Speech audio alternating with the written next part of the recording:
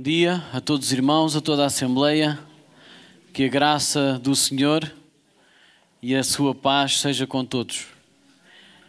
Amém? É um prazer nós estarmos juntos mais uma vez. Eu pedia que vocês pudessem abrir as vossas Bíblias no Evangelho segundo Marcos, no capítulo 8. E nós hoje vamos ter aqui uma abordagem dos versículos 34 a 38. Não será somente por aqui, mas nós vamos ter aqui mais algumas abordagens e por isso aqueles que conseguirem ter uma destreza bíblica. Sabe o que é destreza bíblica? A malta da EBD sabe o que é destreza bíblica, porque eles fazem jogos, não é?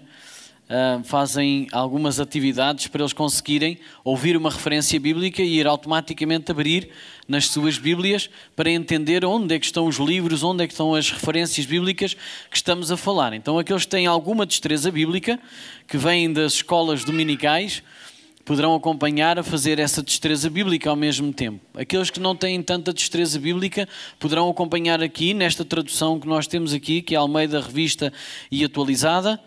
E nós vamos acompanhar as leituras através das nossas Bíblias e também a partir daqui da nossa multimédia. Mas antes disso eu gostava de orar por nós, orar por toda esta Assembleia e entregando todo o louvor e glória a Deus por aquilo que Ele está a fazer nas nossas vidas, individualmente e também no coletivo. Amém? Então vamos orar. Querido Deus e Pai, nós estamos nas Tuas mãos. Entregamos a nossa vida completamente a Ti, Senhor. Como um oleiro molda o barro e o transforma num vaso útil, Senhor, assim faz com as nossas vidas nesta manhã. Somos apenas barro e Tu és o oleiro. Molda-nos, Senhor, segundo o Teu propósito, segundo a Tua vontade, para que nós possamos agradar o Teu coração, glorificar o Teu nome e fazer aquilo que Tu tens pensado que nós devemos fazer. Queremos ser úteis nas Tuas mãos hoje.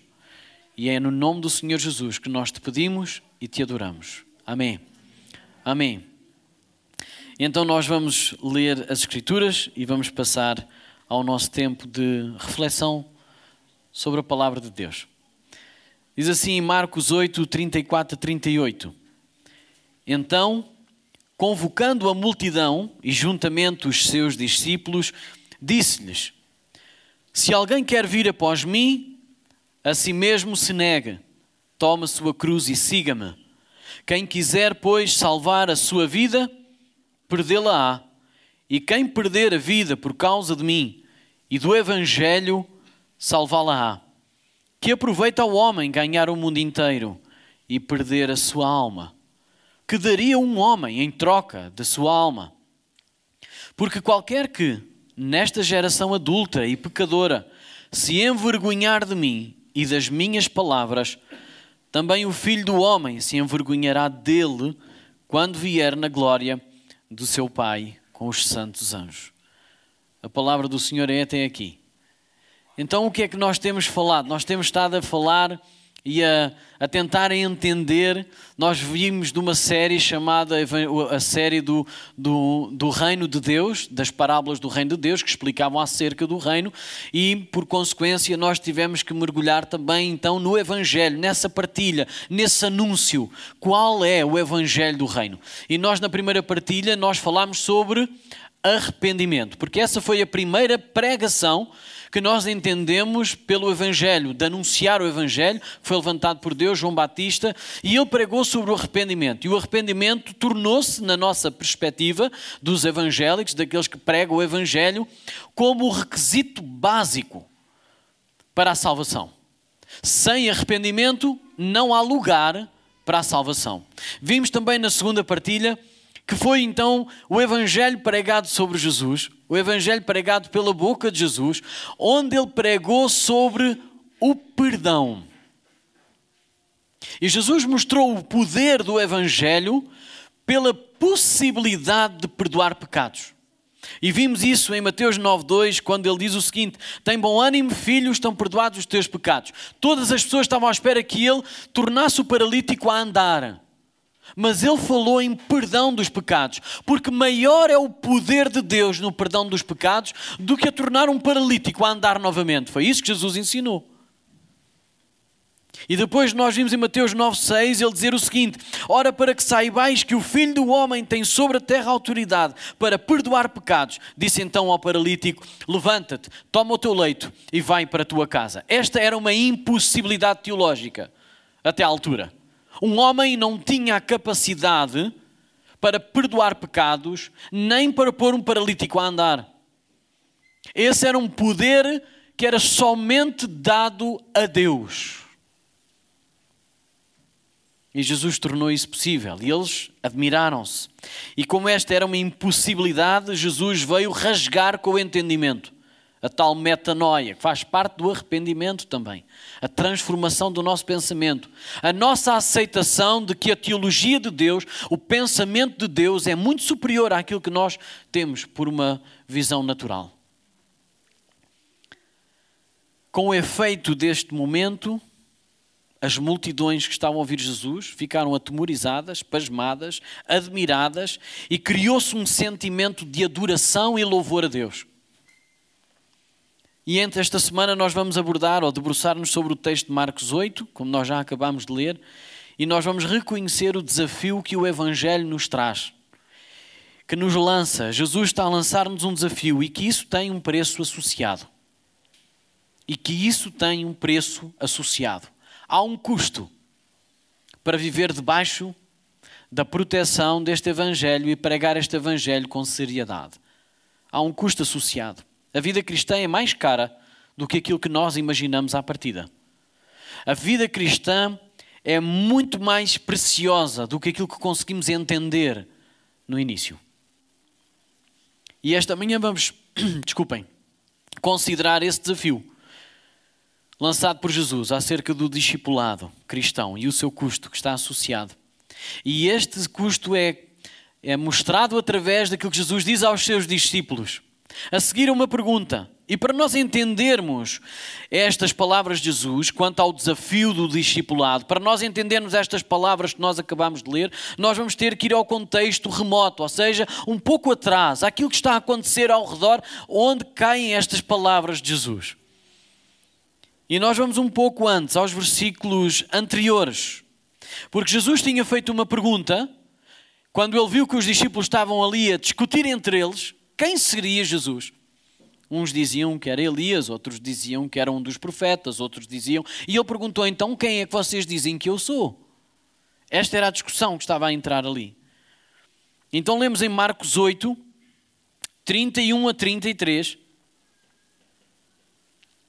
Diz assim: então começou ele a ensinar-lhes que era necessário que o Filho do Homem sofresse muitas coisas, fosse rejeitado pelos anciãos, pelos principais sacerdotes e pelos escribas, fosse morto e que, depois de 3 dias, ressuscitasse.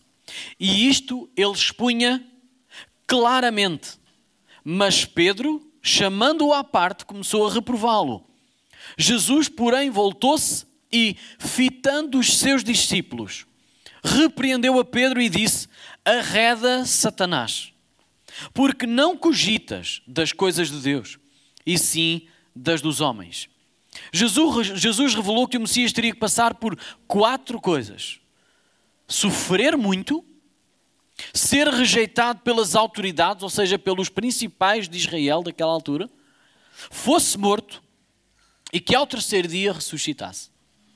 No entanto, Pedro, ao ser confrontado com esta face do Evangelho do Reino, não só não entendeu, como o rejeitou e ainda teve ousadia de confrontar ou enfrentar o Mestre, dizendo que não era por aí que ele teria que ir. Não era isso que ele tinha que fazer. Ó quão cego ele está neste momento. Vocês sabem que depois da maior exaltação que eles entenderam que Jesus teria, porque Jesus perguntou-lhes quem eram eles, e Pedro disse o quê? Tu és o Cristo. Esta foi a maior revelação. E Jesus diz, isso não foi revelado pela tua carne, mas foi o Pai que está nos céus, que te revelou. Então não era uma revelação carnal, era uma revelação celestial. E neste momento, logo de seguida, Jesus mostrou então o que é que o Cristo, que tinha sido identificado por eles, teria que sofrer, teria que passar. E nesse momento, quando ele mostra o evangelho do sofrimento, o que é que Pedro diz? Não é esse o caminho. Um crente não passa por isso. Isso é para quem não crê em Deus. E o que é que Jesus diz? Arreda Satanás. Onde é que nós já tínhamos visto isso? Aquela tentação que concorre contra o evangelho do reino. Onde? No início do ministério de Jesus. E agora esta tentação mostra que também concorre não só contra o ministério de Jesus, mas contra a chamada ou o desafio do discipulado, a quem quer seguir Jesus. É uma tentação satânica e ela volta à ação. Jesus responde mais uma vez a Pedro, agora não, dizendo, isso é uma revelação celestial. Mas agora ele diz, arreda Satanás. E se anteriormente Jesus destacou Pedro como um instrumento da revelação de Deus, agora estava a repreendê-lo como um instrumento usado nas mãos do inimigo, de Satanás, do próprio diabo. E isto com a intenção de distrair Jesus, de o fazer impedir de cumprir com o propósito do evangelho do reino. Vejam no versículo 33 de Marcos 8 o que é que diz. Jesus, porém, voltou-se e fitando os seus discípulos, é porque é muito importante. Isto não poderia deixar passar ao lado. Isto não poderia ser sequer varrido para baixo do tapete. Tinha que ser repreendido e identificado no momento. Jesus, porém, voltando-se e fitando os seus discípulos, repreendeu a Pedro e disse, arreda Satanás, porque não cogitas das coisas de Deus e sim das dos homens. Sabem o que é que Jesus tinha dito momentos antes? Mateus 16, 18 diz-nos o que é que aconteceu antes. Diz assim, também eu te digo que tu és Pedro. Foi aqui a mudança de nome, porque ele até ali era Simão. E Jesus aqui, depois desta revelação celestial, está a dar-lhe um novo nome. Também eu te digo que agora, a partir de agora, tu chamas-te Pedro. E sobre esta pedra edificarei a minha igreja. É uma exaltação, não é? É uma exaltação que Jesus está a dar a um homem. Porque lhe foi revelado celestialmente quem era o Cristo. E ele diz o seguinte, edificarei a minha igreja sobre esta pedra e as portas do inferno não prevalecerão contra ela.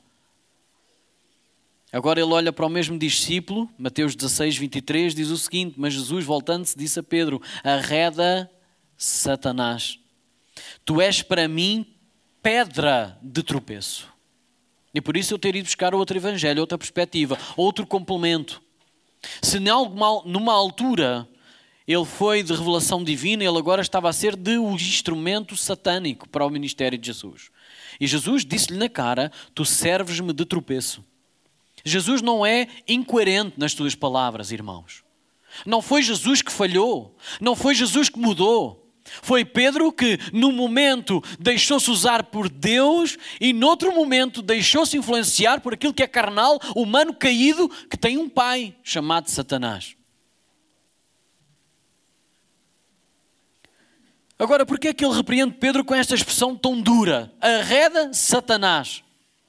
Porque foi com esta mesma tentação que o diabo provou Jesus no seu início de ministério.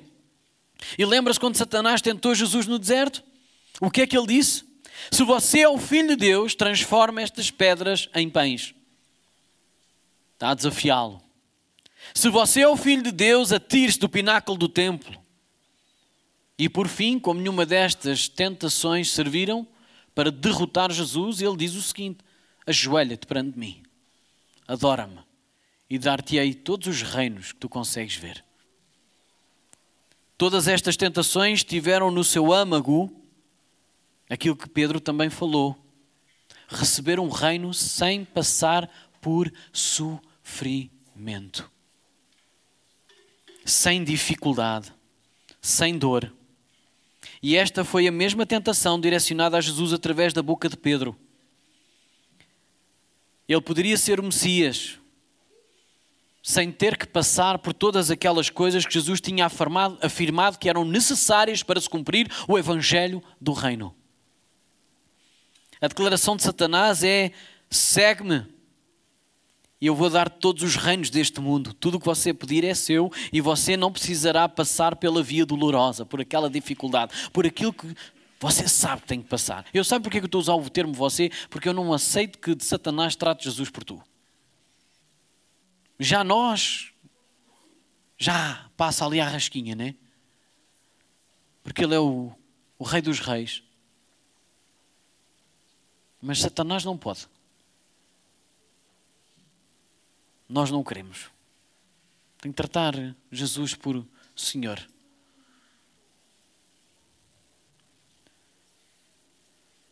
Incline-se diante de mim, não haverá cruz, não haverá cálice da ira, não haverá sofrimento, não haverá dor, não haverá morte, nem rejeição.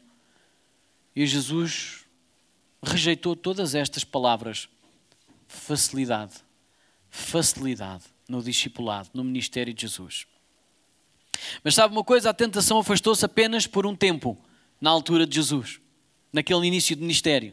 Porque diz assim em Lucas 4,13, passados que foram as tentações de toda a sorte, e estamos a falar no deserto, do diabo a Jesus, apartou-se dele o diabo até momento oportuno. Qual foi o momento oportuno? No momento de exaltação. Tu és o Cristo.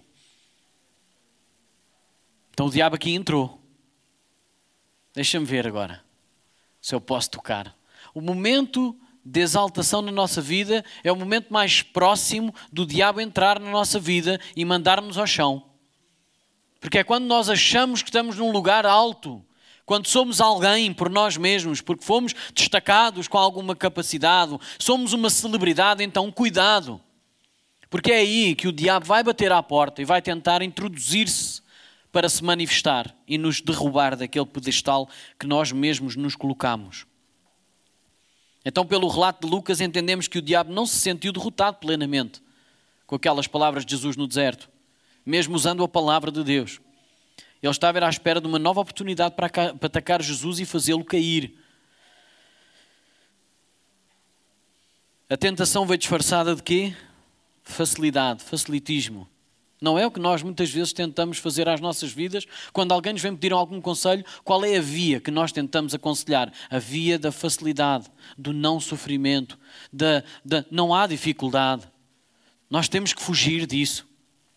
Jesus revelou que o que diferencia um verdadeiro discípulo de Cristo é aquele que cogita das coisas de Deus. O que importa é as coisas de Deus, não são as coisas humanas. E o humano não quer passar por dor, não quer passar por sofrimento, não quer passar por humilhação, não quer passar por uma rejeição, não quer passar por nada disso.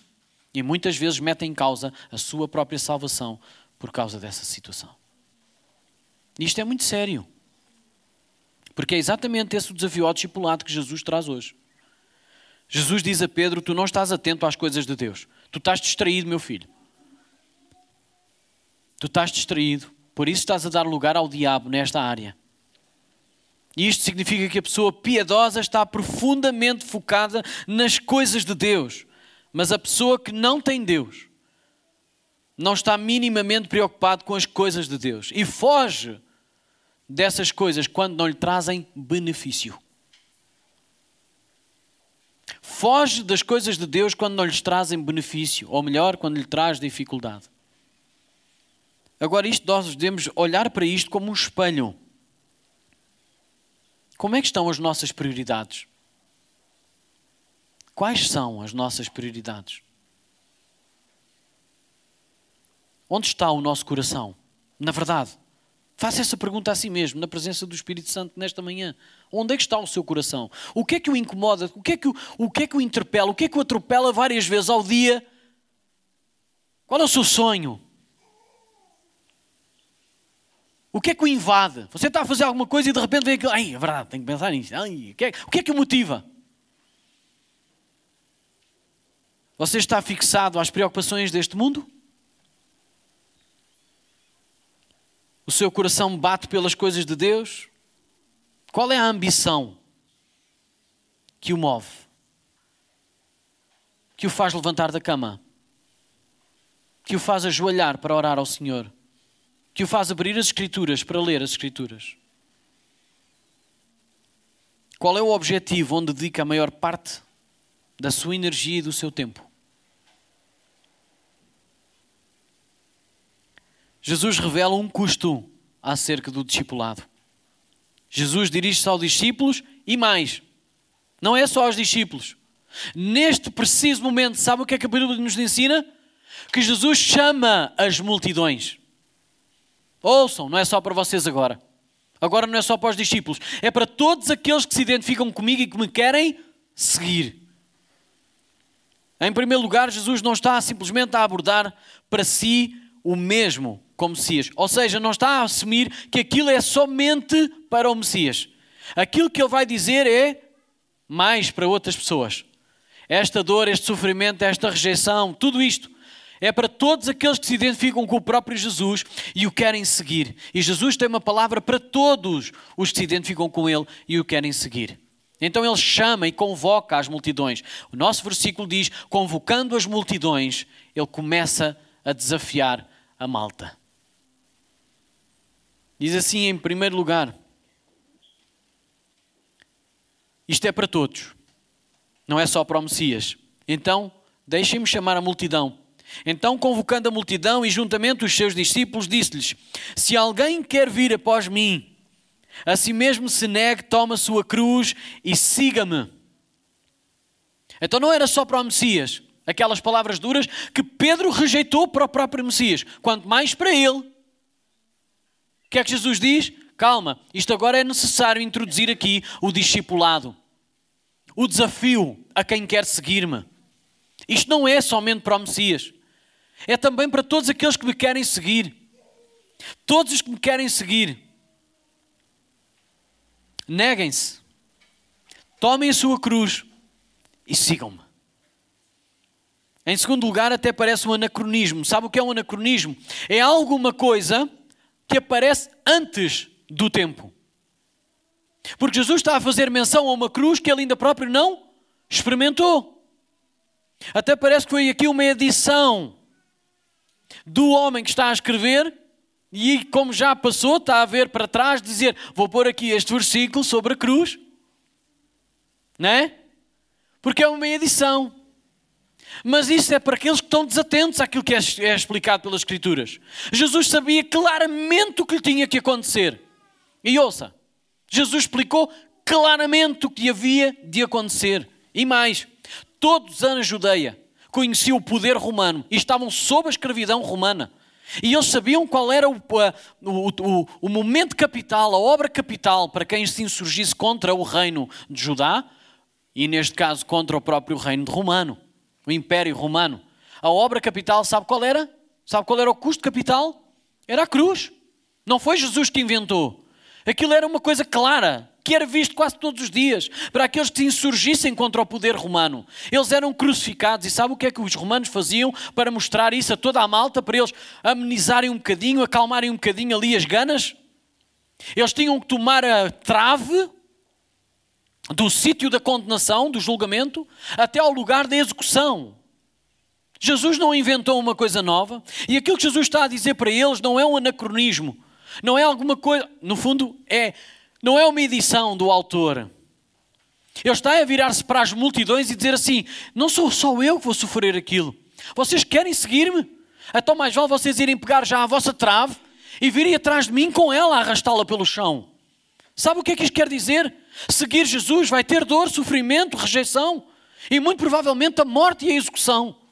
E isso foi o que os discípulos experimentaram logo a seguir à ressurreição. Não bastou, não foi muito tempo até Estevão ser apedrejado. Não foi muito tempo até Tiago ser cabeça fora. Não foi até muito tempo até todos os discípulos serem perseguidos. Há um custo no discipulado de seguir Jesus. Jesus fez um desafio muito importante a todos aqueles que estavam, eles conheciam aquela situação. Então Jesus alerta o seu seguidor. Neguem-se a si mesmo, toma cada dia a sua cruz e siga-me. E Jesus depois ainda explica, ouçam, não há volta a dar. Porque aquele que quiser salvar a sua vida, perdê-la-á. O O que é que Jesus está a dizer? Não vale a pena olhar para trás. Não foi aquilo que acabámos de cantar. Eu não vou voltar atrás, não vou voltar atrás. Porque mais vale eu perder a minha vida por amor de Deus e do Evangelho, porque aí sim eu vou ganhar a minha vida. No final eu vou ser glorificado. Mas aqueles que quiserem ser poupados deste sofrimento, ou seja, porem ao lado a verdade do Evangelho e tentar viver uma vida confortável, uma vida sem dificuldades, uma vida sem confrontos, uma vida sem enfrentar aquilo que a Bíblia nos ensina, está a perder a sua vida, está a rejeitar a verdadeira vida para viver um tempo aqui, uma vida confortável. E aquilo que Jesus está a dizer é o seguinte: queres seguir-me? Então olha, apanha já aquela cruz, aquela trave, e atrás de mim tu vens com a trave a arrojar pelo chão, porque esse é o caminho do discipulado do Messias. Não aceitaram que o Messias tinha que sofrer, então vou-vos dizer que não é só o Messias que tem que sofrer, porque este Evangelho está formado no coração de Deus, e todos aqueles que têm pecado rejeitam este Evangelho com todas as ganas que há neles, e se possível for, matam-vos. Sabe o que? Jesus tinha plena consciência do que estava a dizer aos discípulos. Venha comigo até João 7, no versículo 7. E eu creio que vai aparecer aqui atrás. Não por mágica, mas por multimédia. Jesus está a dizer isto aos seus irmãos, não é aos seus discípulos. E a Bíblia diz que os seus irmãos não criam nele. Repare nas palavras de Jesus aos seus irmãos. Não pode o mundo odiar-vos, mas a mim me odeia, porque eu dou testemunho a seu respeito de que as suas obras são más. Cada vez que o Evangelho era pregado, era um ataque às obras de toda a humanidade que não tem Deus. Então Jesus está a dizer aos seus irmãos, porque os irmãos estão a convidá-lo e a desafiá-lo a ir para Jerusalém, fazer os mesmos milagres e pregar o mesmo Evangelho que ele pregava ali na Galileia. Porque ia haver uma concentração enorme na festa dos tabernáculos. Não só todo o Israel, toda a parte da Palestina ia juntar-se a Jerusalém, à cidade de Jerusalém, e juntavam-se ali mais de 1 milhão de pessoas, como também aqueles que tinham ido na diáspora, que era a separação, ou seja, a fuga por causa das dificuldades, como nós temos a imigração, mas ali era por uma ofensa à sua cultura, às suas ideias, então eles tinham que sair. Todos esses que estavam fora voltavam nessa altura. E o que os irmãos de Jesus estão a dizer é: vai lá mostrar-te lá abaixo, onde toda a gente... Então as coisas que tu fazes aqui, vais-te esconder? Vai lá abaixo. E Jesus diz: o mundo a vocês não vos odeia, mas a mim odeia, porque eu lhes exponho as suas obras más. E agora o que é que ele diz aos discípulos na oração sacerdotal? Em João 17. E agora sim ele está a falar com os discípulos, com aqueles que estão a segui-lo. Versículo 14 diz o seguinte: eu lhes tenho dado a palavra. Jesus está a orar ao Pai, está a pedir pelos seus discípulos e por todos quantos o seguirão. Eu lhes tenho dado a tua palavra. Leia comigo. E o mundo os odiou, porque eles não são do mundo, como também eu não sou. Claríssimo nas palavras de Jesus que aquilo que ele sofreu é também aquilo que nós poderemos sofrer pregando o Evangelho e não nos desviando nem para a esquerda nem para a direita. Esse é o verdadeiro discipulado de Jesus, e o grande desafio e o grande convite de Jesus é este: estás pronto? Queres seguir-me? Estás pronto para morrer? Então segue-me. A verdade é que não tem a ver só com uma perseguição física, mas é iniciada numa perseguição carnal, porque há uma luta entre carne e espírito dentro de nós.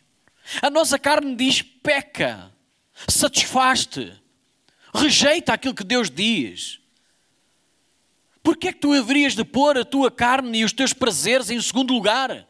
E o Espírito do Senhor vivificado em nós diz: luta contra isso.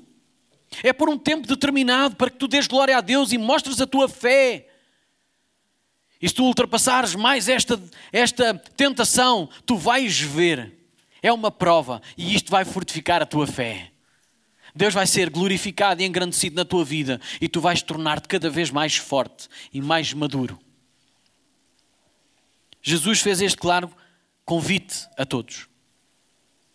E nós não podemos viver o discipulado de Jesus escolhendo o que mais nos serve, pesando na balança entre o sofrimento de seguir Jesus e o gozo de vivermos uma vida agradável. Essa não é de todo a mensagem de Jesus. Aliás, este desafio hoje ao discipulado mostra isto claro. Negue-se a si mesmo. Então não há lugar para os meus prazeres estarem em primeiro lugar. A mensagem de Jesus é muito clara, não existe esta possibilidade, esta ponderação no discipulado. Neste discipulado do reino, que é isto que nós estamos a falar.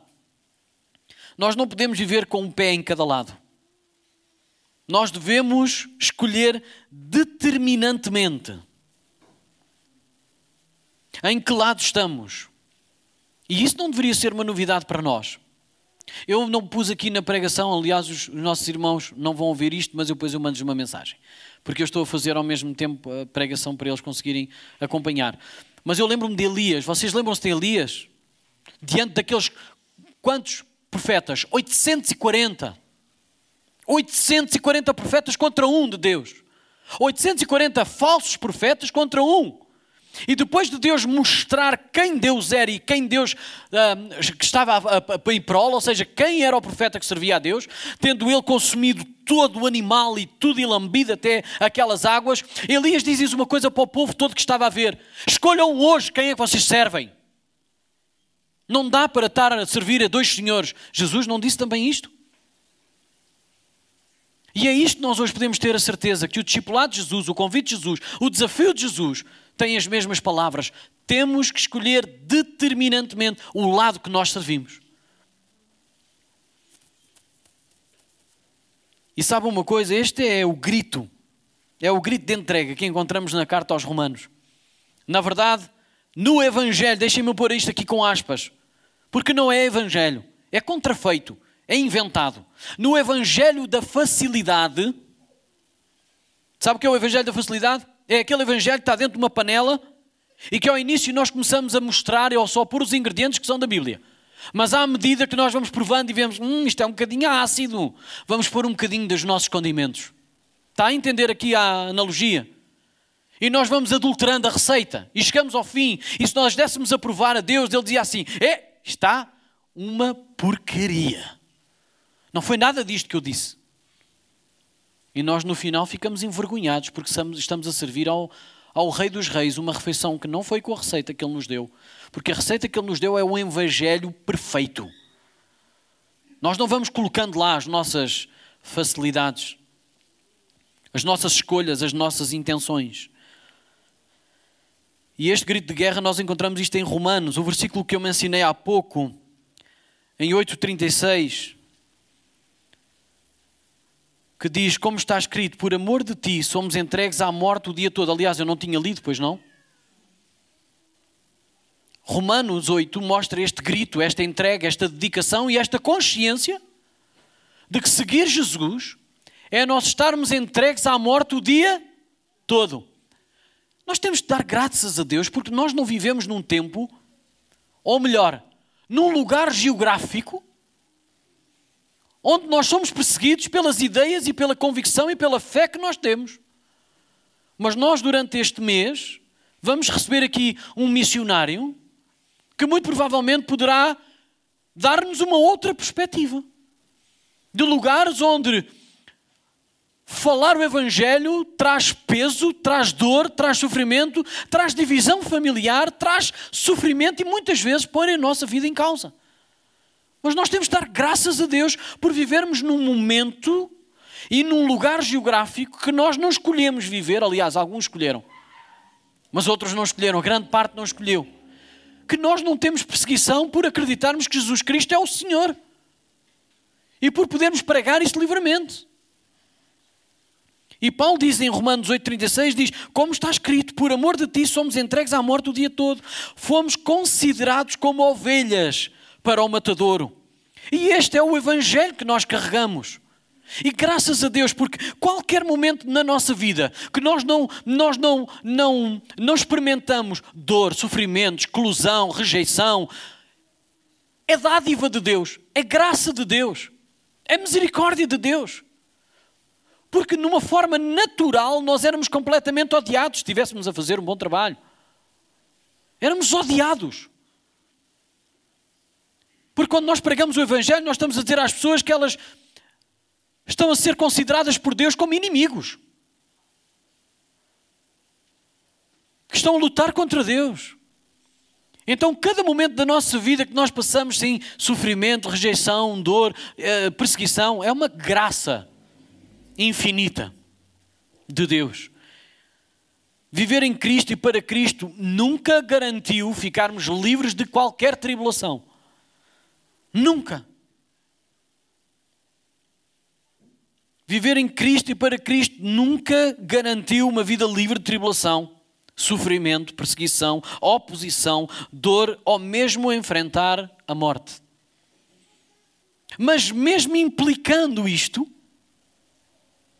mesmo que venha a implicar isto, ou colocar essa hipótese de qualquer uma destas coisas que nós acabamos de falar, nós temos que entender que viver nele, por ele e para ele é muito superior a perder a nossa vida aqui neste lugar. Por amor dele e do Evangelho que ele nos anunciou e colocou para anunciarmos. E é muito bom saber que ainda temos este conforto de sabermos que no meio de todas estas coisas, sabe, não é um desafio vazio. Isto não é um desafio vazio que Jesus está a dizer. Porque da mesma forma que ele diz, vocês têm que estar preparados para isto, ele diz, eu vou estar todos os dias com vocês. Vocês não estão sozinhos. E sabe o que é Jesus estar connosco? É termos no nosso lado o poder de Deus. A concorrer contra estas aflições. Mas ainda assim é Ele a dar-nos esta situação. Vocês estão inquietos, vocês estão ansiosos, então derramem-se em oração para mim e eu vou dar-vos uma paz que excede o entendimento. Não é a mudança do momento, é dar-nos uma paz no meio da tribulação. Glória a Deus por isso. Porque isto vai confundir as pessoas à nossa volta. Como é que eles conseguem ter paz no meio desta dificuldade? Eu já tinha posto uma pistola à cabeça. Eu já tinha colocado uma corda à volta do pescoço. Eu já me tinha lançado da ponte 25. Não estou a dar ideias a ninguém, hein? Não estou mesmo a dar ideias a ninguém. Estou a mostrar o quanto nós estamos a perder a oportunidade de mostrarmos que Deus está connosco, mesmo no meio das nossas dificuldades, iguais às dos outros que estão lá fora. Mas que a nossa paz excede o entendimento normal. Porquê? Porque nós não estamos dedicados às coisas humanas. Não cogitamos das coisas dos homens, mas cogitamos, procuramos, deleitamos-nos e consideramos mais as coisas de Deus. E é isso que Jesus está a dizer que os discípulos dele fazem. E Jesus, o nosso mestre, mostrou-nos esse caminho. Sabe o que mais? Ele sabia exatamente o que ele ia passar. E ele não desistiu por um momento, não recuou por um momento. Ele mostrou-nos o caminho. Ele não recuou, não se amedrontou com o preço, com o custo de cumprir a vontade do Pai. Porque ele teve alegria em saber que cumprir o propósito que estava definido era maior o prazer do que a dificuldade que ele teria que passar. Ele desafiou todos os que o querem seguir. Todos os que o seguem e querem seguir, que possam considerar o custo do seu discipulado, deste caminho de seguir Jesus. Nós acabamos de cantar ainda há pouco, com a cruz diante de mim e o mundo atrás de mim. O que é que nós cantamos? Não volto atrás. Não volto atrás. O meu desejo, o meu convite, o meu desafio é que nós cantemos esta música com consciência. Eu não estou a dizer para nós cantarmos agora, Filipa, mas já agora chamo o grupo de louvor que possa subir, porque nós estamos já no nosso término. Apanhei-te em... Não, estamos... Não estou a escolher qual é a música que eles vão cantar, mas o que eu quero dizer é que cada vez que nós cantamos acerca do Evangelho, acerca de seguir Jesus, acerca de tudo aquilo que toca neste ponto, de nós irmos ao exemplo de Jesus, nós temos que ter sempre a cruz à nossa frente. Ouçam, é aquilo que Jesus disse: peguem na vossa trave e sigam-me. Com a consciência que vocês estão a carregar a trave, porque cada vez que vocês têm uma aflição, vocês devem falar comigo, não como se fossem surpreendidos. Porque eu não disse que seguir-me teria facilidades. É isso que Jesus está a dizer. Tenha consciência que seguir-me é tu que estás a carregar a trave, provavelmente da tua própria rejeição, da tua própria dor, do teu próprio sofrimento, da tua própria rejeição e até pode ser a tua própria morte. Mas, se entregares a tua vida por amor de mim, do Evangelho que preguei e que tu pregas, vais salvar a tua vida. Então nós dizemos com a cruz diante de mim, o mundo atrás de mim, não volta atrás. Mas com esta consciência clara de que seguir Jesus é isto mesmo. Se o Mestre e o Messias, o Filho de Deus, o próprio Deus encarnado,